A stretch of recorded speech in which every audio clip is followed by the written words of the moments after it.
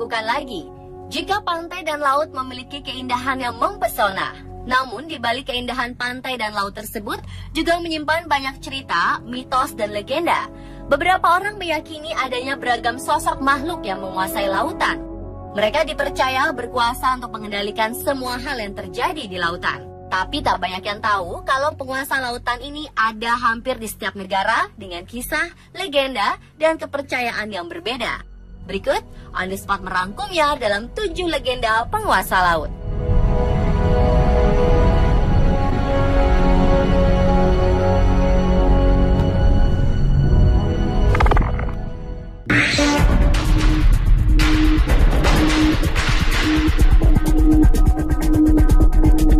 Pemirsa, tragedi pesawat AirAsia masih menyisakan duka mendalam bagi tanah air. Pencarian korban masih terus dilakukan dan penemuan badan pesawat telah mendapat titik terang.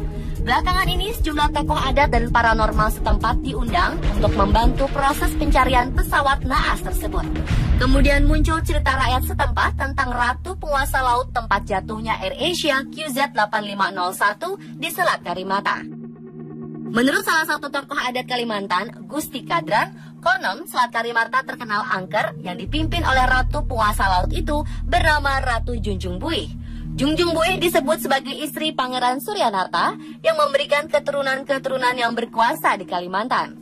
Dia adalah putri raja pertama di Kalimantan, buah hasil pertapaannya di Candi Agung dan ditemukan dari tumpukan buih di sungai. Semua ilmu yang dimiliki Ratu Kuripan diberikan kepada Ratu Junjung Buih yang membuatnya cerdas dan menjadi panutan rakyat Amuntai karena Ratu Kuripan menjadi pengasuhnya. Terlepas dari benar atau tidaknya cerita ini, sebagai manusia kita harus pasrah dan berdoa kepada Tuhan agar semua korban dapat ditemukan.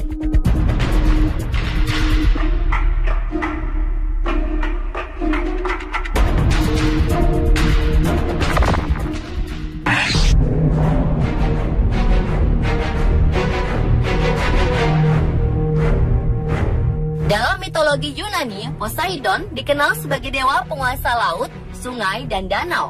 Poseidon selalu digambarkan sebagai seorang pria yang perkasa, berjenggot, dan membawa trisula. Satu pukulan dari trisulanya bisa membelah bumi. Poseidon terkadang digambarkan bertubuh setengah ikan dan mengendarai kereta yang ditarik oleh 2 ekor hipokampos. Seperti kebanyakan dewa laut, ia memiliki kemampuan untuk mengubah wujudnya. Tetapi Poseidon tidak memiliki kekuatan meramal. Figur Poseidon tidak mencirikan karakter keagungan seperti saudaranya Zeus, tetapi lebih mencerminkan ciri khas lautan yang bisa berubah-ubah, kadang bergejolak dan kadang tenang. Orang Yunani kuno percaya jika Poseidon adalah dewa yang menciptakan pulau-pulau baru dan membuat laut menjadi tenang. Tetapi jika Poseidon sedang marah, maka dia akan membenturkan trisulanya dan menyebabkan banjir, gempa bumi, dan kehancuran kapal laut.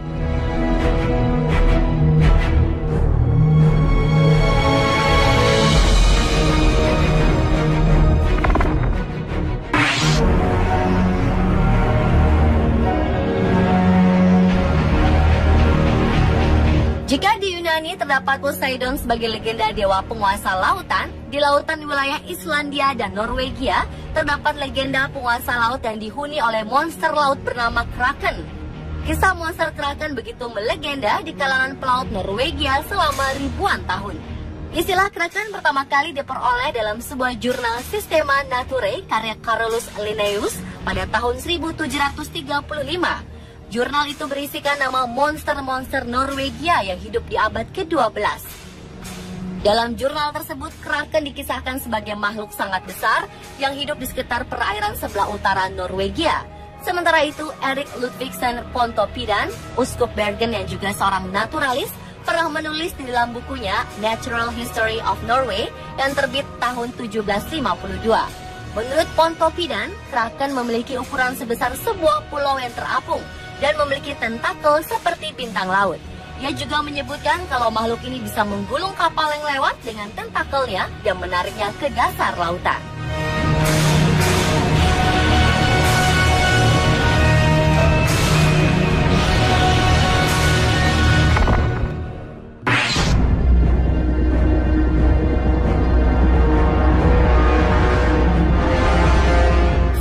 Dutchman dikenal sebagai legenda kapal hantu penguasa lautan. Seperti legenda-legenda pada umumnya, banyak versi mengenai kisah Flying Dutchman ini. Bahkan beberapa negara-negara di Eropa seperti Belanda dan Inggris mengklaim legenda Flying Dutchman sebagai legenda dari negaranya. Terlepas dari itu semua, sejarah Flying Dutchman sendiri bermula pada abad ke-17 ketika seorang kapten kapal asal Belanda bernama Bernard Fokker hendak mengarungi samudra dari Belanda ke Jawa. Versi lain menyebutkan Bernard Fokker bernama Ramhout van Dam atau Van der Decken. Konon kapal kapten Bernard Fokker melaju dengan kecepatan yang tidak bisa dibayangkan oleh orang-orang zaman dulu. Karenanya mereka dicurigai bersekutu dengan iblis dan meminta bantuannya. Di tengah-tengah pelayaran menuju Cape of God Hope, cuaca memburuk dan membuat kapal oleng. Para awak meminta pelayaran dihentikan, tapi Bernard sang kapten tidak mau dan bersikeras ingin menerjang badai. Dengan keangkuhannya, yang terjadi justru kapal dihantam oleh badai. Akhirnya mereka terkutuk untuk terus berada di laut lepas selama-lamanya.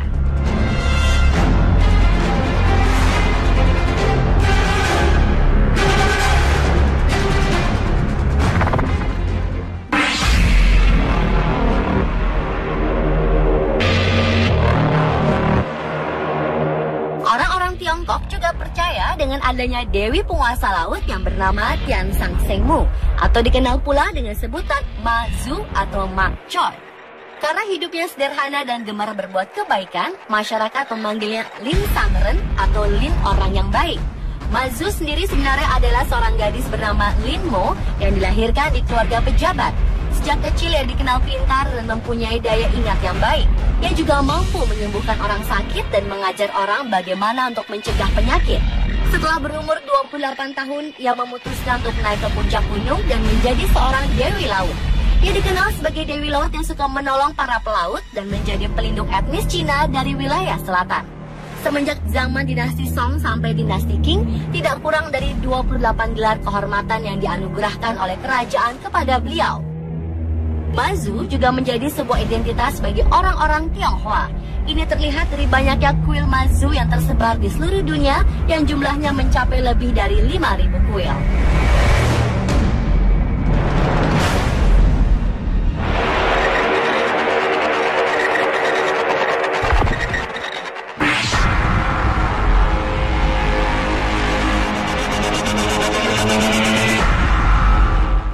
Selatan adalah sebutan yang ada pada umumnya merujuk pada dua tokoh, yaitu Kanjeng Ratu Kidul dan Nyi Roro Kidul. Tokoh ini sangat populer di kalangan masyarakat Pulau Jawa dan Bali. Kepercayaan akan adanya penguasa lautan di selatan Jawa atau Samudra Hindia, terutama dikenal oleh suku Sunda dan suku Jawa. Tidak diketahui dengan pasti sejak kapan legenda ini dikenal. Namun legenda mengenai penguasa mistik pantai selatan mencapai tingkat tertinggi pada keyakinan yang dikenal di kalangan penguasa keraton dinasti Mataram Islam, Kesultanan Yogyakarta, dan Kasunanan Surakarta. Berbagai kisah dan legenda serta mitos-mitos meliputi tokoh legendaris ini. Dan pantai Palabuhan Ratu dikaitkan sebagai tempat berkuasanya sang ratu pantai selatan.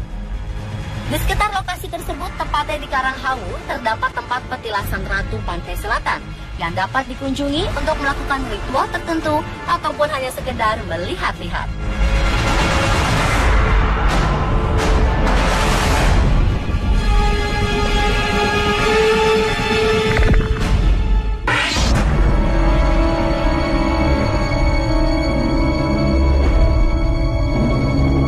Ada cerita beredar di masyarakat Pekalongan tentang penguasa pantai utara Jawa atau dalam kepercayaan masyarakat Pekalongan dikenal dengan Dewi Lanjar.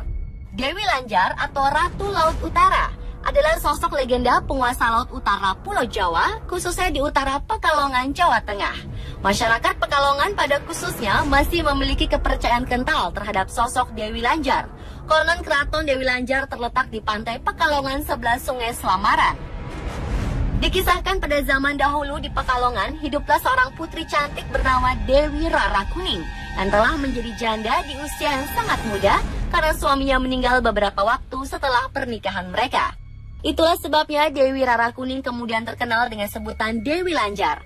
Lanjar adalah sebutan bagi wanita yang bercerai dengan suaminya dalam usia yang masih muda dan belum mempunyai anak. Karena dirundung duka, Dewi Lanjar memutuskan untuk meninggalkan kampung halamannya. dan bertapa di pantai selatan menghadap Ratu Kidul atas nasihat Raja Panembahan Senopati dan Mahapati Singorano. Konon dari pertemuan itu, Dewi Lanjar diperkenankan tinggal di pantai utara Jawa Tengah, terutama di Pekalongan.